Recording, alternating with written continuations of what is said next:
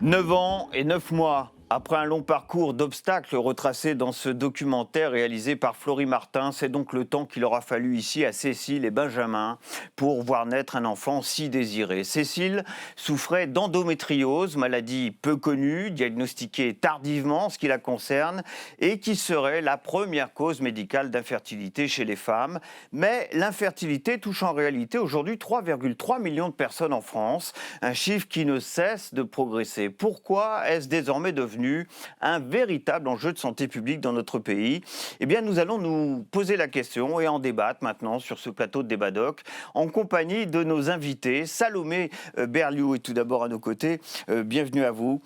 Vous êtes la co-auteure avec le professeur Samir Hamama d'un rapport consacré justement aux causes de l'infertilité, remis au ministère des Solidarités et de la Santé en 2022. C'était Olivier Véran qui était à l'époque le ministre en charge de la Santé. Vous êtes la fondatrice et la directrice générale de l'association Chemin d'avenir et l'on vous doit également un témoignage. C'est le vôtre, à travers ce livre La peau des pêches, publié chez Stock. On en dira un mot tout à l'heure, parce que vous aussi, vous avez connu ce parcours du combattant, connu par Cécile dans ce documentaire. Agnès Buzyn est également avec nous.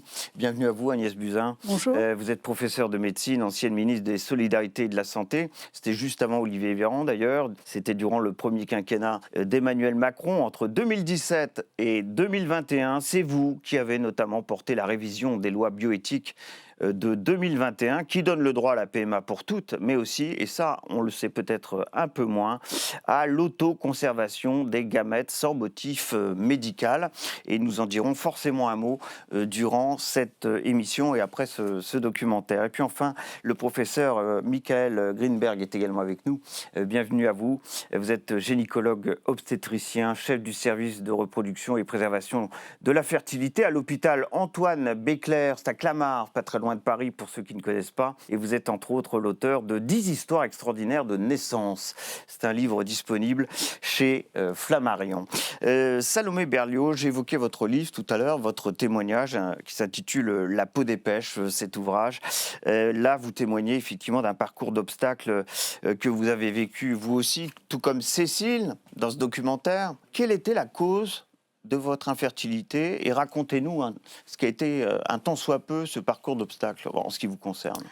Oui, alors ça faisait partie effectivement de ces cas d'infertilité a priori inexpliqués, ou en tout cas on parle de l'infertilité d'un couple sans pouvoir forcément mettre de cause précise sur est-ce que ça... Donc infertilité non expliquée en ce qui vous concerne.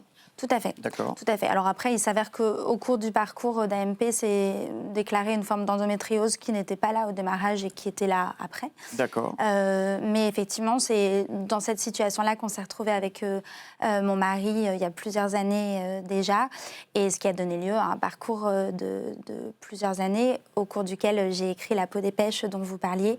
Et là où je pense qu'on peut faire des liens avec le documentaire qu'on vient de voir, c'est que ça fait partie de ces objets culturels où on va vers le très intime et le très singulier pour essayer de toucher à l'universel et quelque part sublimer une forme de combat individuel quand on se rend compte notamment de à quel point est-ce que cela concerne beaucoup de monde. Vous le disiez, c'est près d'un couple sur 4 aujourd'hui qui est concerné par l'infertilité en France. Et ça, je trouve qu'il faut le dire tout de suite quand on parle de ce sujet-là. Allons-y. Dans les couples qui sont dans un parcours d'aide médicale à la procréation, seul un couple sur 2 à peu près va pouvoir rentrer chez lui, entre guillemets, à la fin du parcours avec un enfant, ce qui est très loin des images d'Épinal et d'Instagram. Le taux de réussite, c'est effectivement 1 sur 2, un peu moins même. Voilà, donc ça, je trouve qu'il faut le dire parce que, et on aura l'occasion d'en reparler, ça fait partie des raisons qui m'ont aussi conduite à m'engager dans la rédaction de ce rapport avec le professeur Samir Hamama et tous les experts qu'on avait mis autour de la table pour le faire. Mais l'idée, c'est vraiment de donner à voir un éclairage alors singulier sur des histoires comme celle de Cécile et de son mari, ou comme la mienne et celle de mon conjoint dans La peau des pêches, mais et de bien d'autres couples en très France. précis. Voilà, ça n'a d'intérêt, ces histoires individuelles n'ont d'intérêt que parce qu'elles font écho à celui de millions de femmes et d'hommes. Et on va préciser que cette histoire, elle s'est bien finie pour votre couple. Tout à Parce fait. que vous avez eu des jumeaux. Oui, on a eu la chance. Grâce à une FIV. Absolument, oui. Là, des jumeaux sans FIV pour un couple qui n'arrive pas à avoir d'enfants, ça aurait vraiment été beaucoup Alors c'était peut-être pas prévu, les jumeaux. Alors, ce qui est vrai, c'est que quand on est dans ce parcours-là, il y a des moments, notamment quand ça ne marche pas, où les médecins peuvent proposer de transférer 1 ou 2 embryons, pas plus en France, ou rarement plus, en tout cas. Et effectivement, on a pris le risque, entre guillemets, d'avoir des jumeaux et on en a été ravis, effectivement. Un petit garçon et une petite fille. Infertilité pour cause inconnue, ça arrive souvent, c'est fréquent de ne pas connaître la cause d'une infertilité dans un couple? Malheureusement, oui. C'est aujourd'hui à peu près 15% des infertilités qui sont dites inexpliquées. Ouais. Schématiquement, c'est 30% de causes masculines exclusives, 30% de causes féminines exclusives, 30% de causes mixtes avec une part des deux côtés, et on va dire 10-15% d'infertilité sans cause. Ce qui ne veut pas dire qu'il n'y en a pas. Ça veut dire qu'aujourd'hui, la médecine n'est pas capable de les diagnostiquer. Il y a sans doute une cause, bien entendu qu'il y a une cause. Bien entendu. Mais aujourd'hui, on n'est pas capable de l'identifier. L'endométriose, maladie mal connue, nous dit ce film, dont souffre Cécile, diagnostiquée en ce qui la concerne très tardivement, ce qui explique sans doute pour beaucoup ce qui a été son parcours par la suite. Elle est aussi méconnue que ça, cette maladie, aujourd'hui, on commence à avancer. Est-ce que, tout d'abord, c'est la première cause médicale d'infertilité chez les femmes? C'est ce qu'on croit comprendre dans ce documentaire. Est-ce que c'est vraiment le cas? En fait, c'est très compliqué parce que l'endométriose, c'est une maladie complexe dont on ne connaît pas l'origine. On ne sait pas exactement qu'est-ce qui fait qu'une femme va développer de l'endométriose. En fait, normalement, c'est le sang des règles qui reflue chez toutes les femmes qui remontent dans la cavité abdominale. Et chez certaines femmes, sans qu'on en sache la cause, les implants, ces petits fragments, au lieu d'être résorbés, vont devenir agressifs pour les organes de voisinage. Donc ça peut causer des trompes qui vont s'obstruer, donc ce qui font que les femmes ne vont plus pouvoir avoir d'enfants naturellement, des douleurs importantes. Donc ça veut dire quoi? Les deux composantes de cette endométriose, c'est soit des douleurs chroniques, très importantes pendant les règles, soit de l'infertilité. Mais on sait qu'aujourd'hui, il y a 15% des femmes qui à peu près sont diagnostiquées avec de l'endométriose. Parmi celles-là, l'immense majorité auront des enfants naturellement. C'est pas parce qu'on a de l'endométriose qu'on sera forcément infertile. Et d'ailleurs, c'est important parce que beaucoup de femmes sont aujourd'hui diagnostiquées parce qu'on en parle de plus en plus et c'est tant mieux. Grâce notamment à des personnes comme Cécile qui s'est aussi beaucoup investie dans la reconnaissance de cette maladie à travers son association. Donc il y a beaucoup de choses qui expliquent qu'on en parle de plus en plus et tant mieux. Donc on la diagnostique de mieux en mieux, de plus en plus tôt. Notamment pendant très longtemps, pendant des années, pendant des siècles, je dirais, on a dit que les femmes, c'était normal d'avoir très mal pendant les règles. C'est pas normal d'avoir très mal pendant les règles. Donc souvent, c'est associé à une pathologie qui est l'endométriose, mais c'est pas parce qu'on a de l'endométriose qu'on sera infertile. L'endométriose, on l'a identifié cette maladie depuis longtemps. Ça semble assez récent, d'après ce que nous dit ce film. C'est vraiment le cas? Je pense que l'authentification d'une vraie pathologie est relativement récente. En tous les cas, quand j'ai fait mes études de médecine, on n'en parlait pas. Oui. Et c'est la raison pour laquelle beaucoup de femmes ont été en errance diagnostique pendant des années, puisque les médecins n'ont pas été formés à cette identification de l'endométriose. Donc, j'ai écrit un plan en 2019 pour mieux la détecter, pour mieux former les professionnels, pour créer des filières en fait, de diagnostic, justement pour éviter aussi l'idée que parce qu'on a une endométriose, on va être forcément infertile. Ce qui n'est pas le cas, on vient de le comprendre à l'instant. Ça n'est pas le cas, mais ça crée énormément d'inquiétude et d'angoisse chez les femmes et donc les couples. Donc voilà, on a fait ce premier plan. Il a été repris pratiquement tel quel par Olivier Véran et le président de la République qui ont relancé le plan en 2021 et 2022, mais en réalité, l'idée était vraiment de sensibiliser les professions médicales au fait que ça n'est pas naturel de se rouler de douleur pendant les règles et que ça nécessite des explorations, évidemment. Donc voilà, j'espère que ça marche. On va voir un extrait du documentaire, si vous êtes d'accord. C'est l'une de vos consoeurs qui s'exprime à propos justement des causes de l'infertilité et la hausse de l'infertilité constatée en France. L'âge, c'est l'ennemi des femmes. Le temps, c'est l'ennemi des femmes. Nous avons toutes de moins en moins d'ovocytes avec l'âge, mais en plus, les ovocytes sont anormaux sur le plan chromosomique. Vous dites à peu près la même chose dans une interview publiée en mai dernier chez nos confrères du Figaro. Vous dites la première cause de baisse de la fertilité en France est l'âge de la mère. Expliquez-nous ça tout de même. Oui, pour des raisons sociétales, les femmes font leur premier enfant de plus en plus tardivement. Et au-delà de 35 ans, la fertilité des femmes baisse de façon assez brutale. Et donc, les femmes ne sont pas suffisamment informées de ce risque.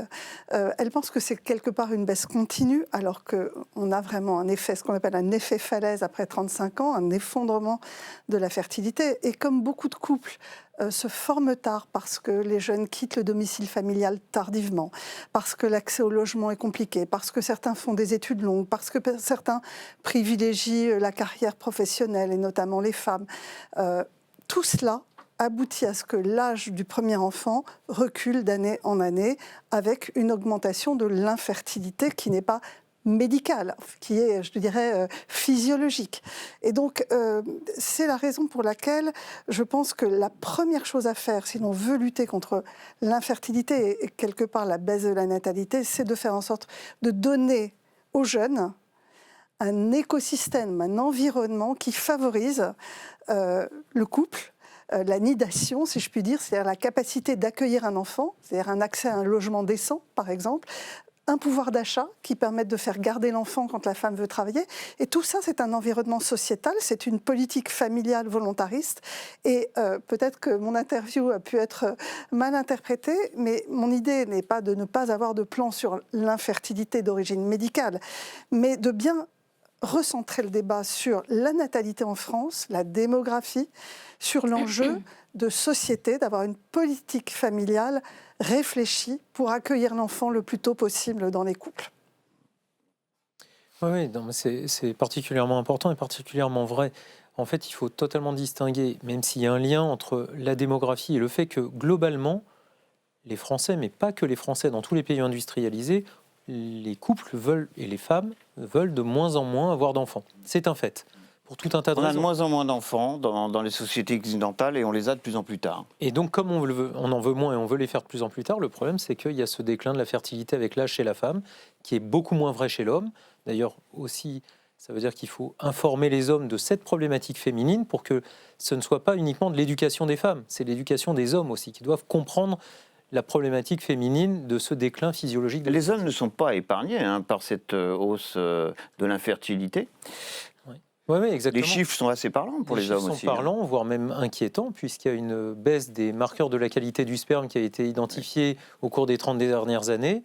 Alors au début, on se voulait un peu rassurant parce qu'on avait l'impression qu'il n'y avait pas de baisse de la fertilité à proprement parler. Mais maintenant, on voit que même les hommes et les couples arrivent de moins en moins à avoir d'enfants de par cette altération de la qualité du sperme. Donc il y a un réel impact. Ouais. Donc si on va très loin, on peut même s'inquiéter pour la pérennisation de l'espèce. Oui, parce que j'ai vu que les concentrations des spermatozoïdes ont diminué de 50% en 50 ans, un demi-siècle. Alors, d'autres causes sont identifiées, au-delà des causes médicales. On vient d'en évoquer un certain nombre, concernant notamment les femmes.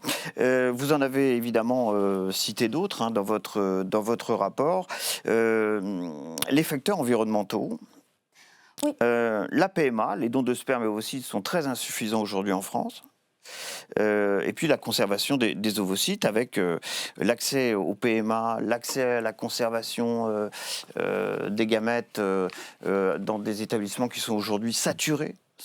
Voilà les causes que vous avez identifiées, autres que les causes médicales et les causes que vient d'évoquer à l'instant Agnès Buzyn. C'est ça, parce que pour synthétiser le rapport et le travail de plusieurs mois qu'on a fait sur le sujet avec Samir Hamama et d'autres, ces causes, elles sont effectivement d'ordre sociétal, c'est une évidence et on pourra y revenir, d'ordre médical avec des données à la fois mécaniques comme peut l'être l'endométriose ou parfois hormonales comme par exemple le syndrome des ovaires polykystiques, environnemental, comme vous le disiez. Environnemental, mais parce que c'est un problème d'hygiène de vie, c'est ça ce qu'on entend par environnemental. Et puis les modes de vie occidentaux et la consommation de cannabis, d'alcool, de tabac, l'obésité, tout ça a évidemment un impact sur la période notamment préconceptionnelle, a un vrai impact sur la fertilité. Ça c'est quantifié, quantifiable aujourd'hui. Oui, et ce qui est intéressant quand même, et c'est là où je partage totalement ce que vous dites, et en même temps je trouve qu'il faut avoir cette vision d'ensemble,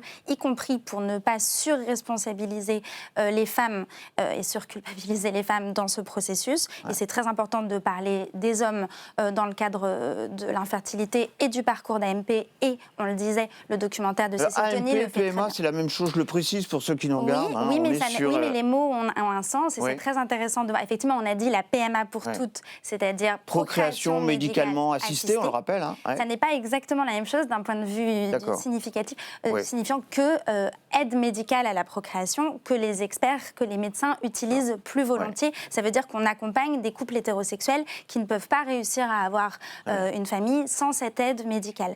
Et donc, quand même, c'est cette dimension multifactorielle qui a un impact sur la fertilité des couples. Mais là où je rejoins tout à fait ce que vous disiez, Agnès Buzyn, c'est que sur la partie notamment sociétale, et sur notamment le rôle des entreprises, du service public, des pouvoirs publics d'ailleurs dans leur ensemble, dans l'accompagnement des couples vers le premier enfant et les suivants s'ils le souhaitent. Il faut qu'il y ait une prise de conscience du fait qu'aujourd'hui, sur la question du congé maternité, qui n'en est d'ailleurs pas vraiment un, et notamment si on pouvait d'ailleurs changer ce nom de congé maternité, parce que ça n'a de congé que le nom, en réalité, on le sait très bien. Mais est-ce que ça ne relèverait pas plutôt d'une politique nataliste, comme on l'appelait, alors j'ai presque envie de dire avant, c'est là où tout est imbriqué. D'une politique de lutte contre l'infertilité. Je vais vous laisser compléter, mais c'est là où tout est lié, c'est-à-dire que et vous le disiez très bien, il faut donner envie et les moyens d'eux aux couples d'avoir des enfants pour qu'ils y aillent et pour qu'ils aillent plus tôt, et que ça n'ait pas un impact, notamment sur la carrière des femmes. Le dernier livre d'ailleurs d'Elisabeth Badinter montre très bien à quel point les femmes, notamment quand elles ont un premier enfant, aujourd'hui, elles n'y retournent pas forcément pour un deuxième parce que ça a trop de conséquences, y compris sur leur carrière. Et moi, je veux souligner dans le documentaire qu'on vient de voir, parce que je pense que c'est vraiment un des éléments fondamentaux de ce documentaire.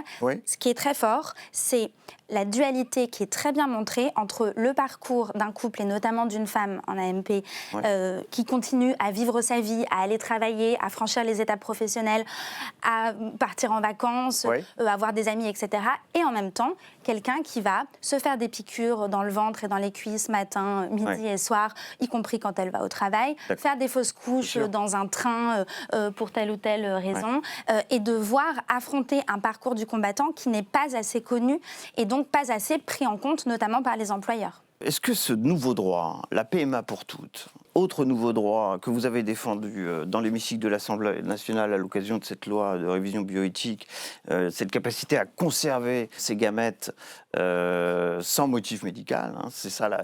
Est-ce que ces nouveaux droits, finalement, ne sont pas victimes de leur succès? Parce que les femmes se disent aujourd'hui, finalement, je peux peut-être avoir un enfant quand je veux, où je veux, je le veux plus tard, je veux peut-être moins d'enfants, et la PMA est un moyen d'y parvenir, un peu quand je veux. Parce qu'on voit que les établissements chargés de prendre en charge ces femmes, ces couples, sont saturés aujourd'hui. Absolument.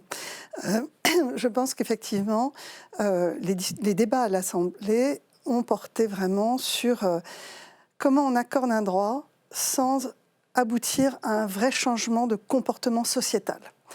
Parce que le risque, si vous ouvrez la congélation d'ovocytes pour tous, comme en plus la panacée pour maintenir la fertilité ultérieure, or, vous l'avez très bien dit, seulement un couple sur deux, à l'issue d'un parcours de PMA, aura un enfant. Donc ça n'est même pas une garantie absolue, on est loin d'une garantie. Et donc comment vous ouvrez un droit sans avoir une bascule complètement d'une société qui hyper médicaliserait l'enfant à venir, congèlerait les ovocytes en disant « je fais ma carrière professionnelle et je verrai à 38 ans quand j'aurai rencontré l'âme sœur, voire à 40 ». Or, nous savons très bien qu'à 38 ou 40 ans, un parcours de PMA, c'est moins d'une chance sur deux. Donc, on a vraiment eu ce débat pour bien borner. Borner, c'est-à-dire ne pas autoriser trop jeune, pour ne pas avoir la congélation d'ovocytes à 20 ans comme un cadeau d'anniversaire, mais pas trop tard non plus. Et un joker, d'une certaine manière, pour les femmes, bien sûr. Et éviter ce changement de comportement qui pourrait être induit par le fait que j'ai mis de côté et je verrai bien ce qui se passe. Et puis pas trop tard non plus, pas après 32 ans, parce que la fertilité commence à baisser. Donc c'est vrai que la borne est étroite et que la possibilité a été victime de son succès. Après, il y a eu dans le débat public l'idée d'ouvrir des centres de congélation d'ovocytes au secteur privé. Et c'est vrai que dans la loi bioéthique, nous nous sommes totalement opposés à la financiarisation ou la marchandisation, ou en tous les cas l'aspect consumériste qui pouvaient être utilisés par des centres privés pour offrir ce service. Donc je pense que si nous devons payer plus pour plus de congélation d'ovocytes, autant ouvrir plus de centres publics, autant mettre plus d'argent dans les centres publics pour les aider à s'organiser et les aider à grandir plutôt que d'autoriser le privé, parce qu'on le voit aux États-Unis. Aujourd'hui, aux États-Unis, ce sont les industries ou les sociétés, les entreprises qui offrent aux femmes qui font carrière la congélation d'ovocytes. Elles sont quasiment obligées de le faire. C'est complètement une déviance. C'est une déviance vraiment d'une hyper-médicalisation de l'enfant. Qu'est-ce que vous en pensez? Ces nouveaux droits, aujourd'hui et leurs conséquences sur notre sujet qui est la fertilité. Ces nouveaux droits sont extrêmement importants et c'est une excellente chose que c'est la loi de bioéthique qui a été modifiée avec cette possibilité pour les femmes de pouvoir congeler des ovocytes sans problème médical, parce qu'aujourd'hui, malheureusement, on ne sait pas lutter contre le vieillissement ovarien et le déclin physiologique. Donc, le seul moyen, c'est d'essayer de figer le temps en mettant des ovocytes, des ovules, de côté, au moment où on est dans son présumé pic de fertilité, aux alentours de 30 ans, on va dire. C'est très bien, les centres publics sont saturés, c'est un fait. Personnellement, je ne sais pas s'il faut pas l'ouvrir au privé. Après, si on met un cadre et qu'on dit que le privé doit le faire dans les mêmes conditions que le public, dès lors que tout le monde participe à cet effort collectif de se dire on va mettre de côté des ovocytes et qu'on ne le dérive pas, on fait en sorte que ça ne dérive pas vers une marchandisation, un aspect mercantile, moi ça ne me choquerait pas. Parce qu'après tout, il n'y a pas de raison, parce que c'est la problématique aujourd'hui. Moi je suis dans un centre public, on est submergé de demandes, et qu'est-ce qui se passe? Qu'est-ce qui s'est passé? Les centres privés ont beaucoup ébruité le fait que les centres publics étaient saturés d'une manière générale. Pas que pour la congélation d'ovocytes. Et eux ont récupéré les infertilités, la FIV, là où tous les centres publics qui font de la préservation de la fertilité, autorisés, ont vu un déclin de leur demande de FIV, qui ont fuité vers le privé. Donc, et très honnêtement, c'est pas passionnant pour des médecins de la reproduction de faire de la congélation d'ovocytes. Il faut savoir que moins de 10% de ces ovocytes seront utilisés à la fin. Donc on fait du banking, et pour l'instant, dans les données qu'il peut y avoir à l'étranger, il y a très très peu de réutilisation. Je crois qu'il y a 4 FIV, selon certains critères, qui sont remboursés aujourd'hui par la sécurité sociale. Donc on a droit, entre plein de guillemets, bien sûr, à 4 essais. Mais évidemment, lorsqu'on va dans un établissement privé, les prix ont tendance à augmenter aujourd'hui, pour étayer ce que vous dites. Il y a une forme de business aujourd'hui autour de l'infertilité qui commence à se créer comme elle s'est créée outre-Atlantique, par exemple, vous l'avez souligné. Je ne suis pas sûr qu'on ait un vrai business de l'infertilité sur les prises en charge en PMA, parce que justement, elles sont cadrées. Et il y a 4 FIV, il y a des dépassements d'honoraires dans le privé, ils sont fixes, les gens le savent, ils acceptent pas, sinon ils vont dans le public. Donc là-dessus, c'est assez cadré. On n'est pas dans des centres qui font de la pub pour dire « je suis le meilleur, venez chez moi », etc. En revanche, ce qui est très particulier, c'est que la congélation d'ovocytes telle qu'elle a été autorisée en France, il n'y a pas de limite, il n'y a pas de nombre de tentatives. Et c'est un manque aujourd'hui. Les femmes, quand vous parlez d'un droit à 4 FIV, elles peuvent nous dire j'ai droit à 5, 10, 15 stimulations pour congeler 5, 10, 15, 250 ovocytes si elles le voudraient. C'est nous qui sommes obligés de les freiner. Donc, et ça, c'est peut-être un manque dans la loi parce que les femmes qui congèlent auront un nombre illimité de congélations et ça ne rentrera pas en ligne de compte sur le nombre de FIV derrière. C'est différent pour la sécurité sociale. Donc elles auront quand même le droit à 4 FIV derrière, même si ça rate. Alors il y a ce rapport que vous avez réalisé, déposé au ministère de la Santé en 2022, et puis il y a un plan qui a été proposé par le chef de l'État, Emmanuel Macron, c'est en janvier 2024, donc 2 ans après, ou presque après votre rapport, avec ce terme d'ailleurs, réarmement démographique, c'était le terme utilisé par le chef de l'État, volet de bois vert, évidemment, suite à cette appellation. Néanmoins, le plan en question s'attaque bel et bien à notre sujet d'aujourd'hui, la lutte contre l'infertilité. J'ai retenu 2 points forts, celui qu'on vient d'évoquer, ouvrir au centre privé l'autoconservation ovocytaire. On en a dit un mot juste avant. Et puis, deuxième proposition importante, un check-up fertilité à 20 ans. Et donc, pour les jeunes populations, c'est une forme de sensibilisation. Ça faisait partie des préconisations que vous formuliez. Qu'est-ce que vous pensez de ces deux points forts du plan proposé par le chef de l'État en janvier dernier? Parce que peut-être quand même pour rebondir sur ce qui vient d'être dit, parce que je pense que c'est important, même si ce débat public-privé est effectivement passionnant et indispensable, ce qu'il faut bien avoir en tête, je pense, du point de vue du patient et des patientes, c'est qu'un couple qui a envie d'avoir un enfant et à qui on dit ça ne va pas être possible ou il y aura trop d'attentes, si ça ne se fait pas en France, il partira à l'étranger et ça lui coûtera très cher. Et il ira plutôt en Espagne. Il ira en Espagne, il ira en Grèce, il ira jusqu'aux États-Unis. Qui a l'air d'être l'Eldorado aujourd'hui de la PMA en Europe. Pour ceux qui ont les moyens. Et il s'endettera, et ça se fera au détriment d'autres choses. Donc c'est là où il faut évidemment prendre garde à ce que ces débats, notamment politiques, ne se fassent pas au détriment des couples qui attendent, avec ce qui est dit dans le documentaire, le fait que le temps n'est pas l'allié de ces couples et notamment de ces femmes. Le rapport que vous évoquiez a donné lieu aux annonces du président de la République. Oui, qu'est-ce que vous en pensez de ces deux propositions que j'ai citées là? Un check-up à 20 ans pour les jeunes? Ça va totalement dans le sens de ce qu'on préconisait, c'est-à-dire de dire, en fait, l'information, comme toujours sur ces sujets-là, a fortiori quand ça a été des sujets tabous, c'est le nerf de la guerre. Il faut trouver les moyens, les bons moments, la bonne façon pour informer, sensibiliser le grand public, c'est-à-dire tout le monde, et d'ailleurs cet échange en fait partie, mais aussi les jeunes à cette thématique-là, au fait que peut-être qu'il y aura des enjeux de qualité de leurs spermatozoïdes, de réserve ovocytaire, qu'il peut y avoir des pathologies qui vont avoir des conséquences sur leur envie d'avoir une famille par la suite, même si c'est 5 ans, 10 ans, 15 ans, 20 ans après.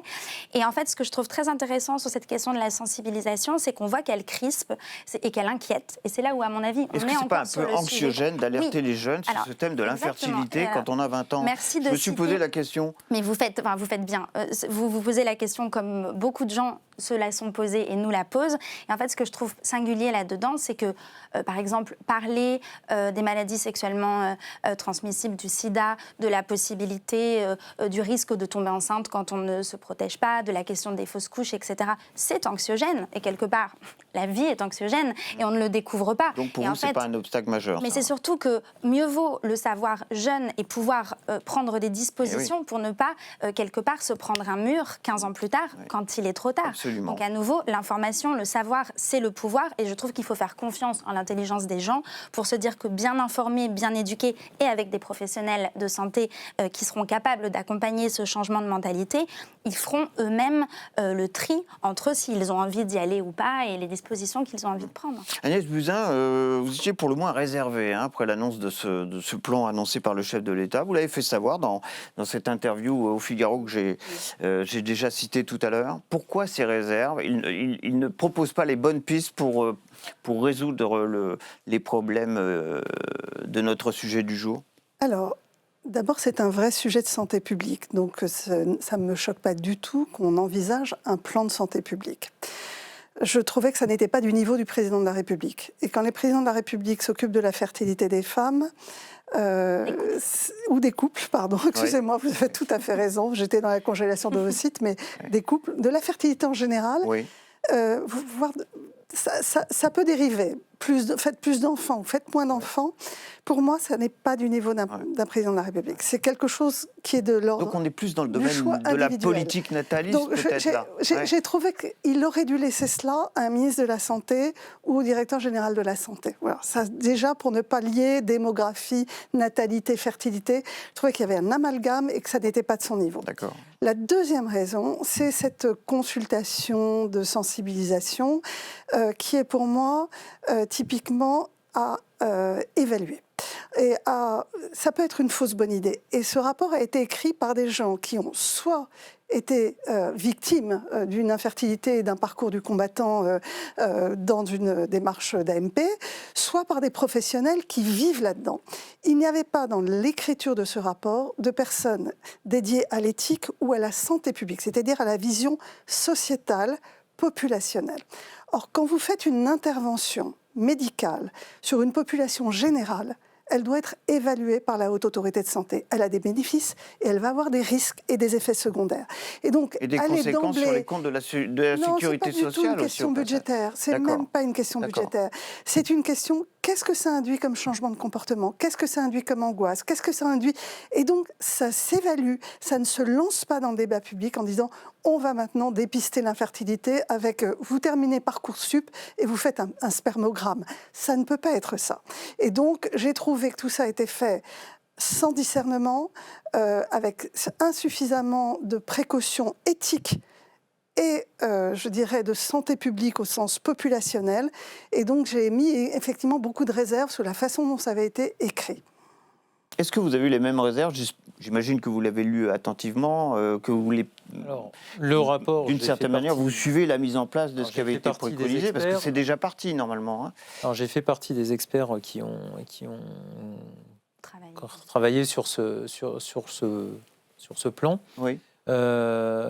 Mais moi, je suis pas du tout favorable à ce check-up fertilité. D'accord. Pour les mêmes raisons évoquées par pour les mêmes Agnès raisons. Buzyn, Alors, je vais vous le dire d'une autre manière. Oui.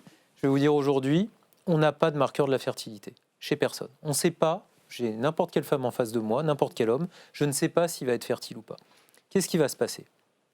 Je fais faire un spermogramme à tous les garçons de 20 ans qui viennent le demander. Qui va être infertile? Ceux qui n'ont pas de spermatozoïdes. Combien c'est? Allez, 1-2%, pas plus. Combien vont avoir des comptes bas de spermatozoïdes? Énormément, peut-être plus de la moitié. Est-ce que dans cette moitié-là, beaucoup n'auront pas d'enfants? Non. La majorité, avec des spermogrammes altérés, arrivent à avoir des enfants sans aucune difficulté. Pourquoi?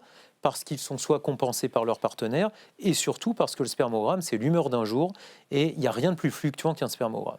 Et un spermogramme anormal n'atteste pas d'infertilité, et comme on en l'a dit tout à l'heure avec les infertilités inexpliquées, un spermogramme normal n'atteste pas d'une fertilité. Et c'est la même chose chez la femme.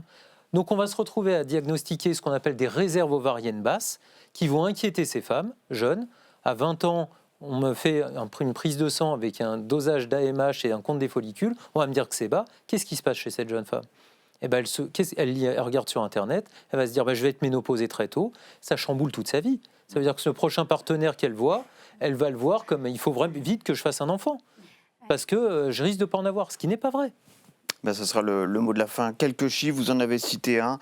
Pour finir, néanmoins, pour bien situer l'ampleur du phénomène, un couple hétérosexuel sur 7 consulte au cours de sa vie pour un problème de baisse de fertilité aujourd'hui en France. Un couple sur 10 suit un traitement pour y remédier. Et un couple sur 4, vous l'avez dit tout à l'heure, qui désire un enfant, ne parvient pas à obtenir une grossesse après 12 mois d'essai aujourd'hui dans notre pays. Un grand merci vraiment à tous les trois d'avoir participé à ce débat doc. #débatdoc, c'est l'adresse où il faudra réagir à cette émission. Vous serez là aussi pour réagir à ce que seront ces réactions. Je compte sur vous. Félicité Gavalda et Victoria Bellé m'ont aidé, comme à l'accoutumée, à préparer cette émission. Je vous donne tout simplement rendez-vous pour un prochain débat doc. Ça sera bien sûr avec son documentaire et son débat. À bientôt.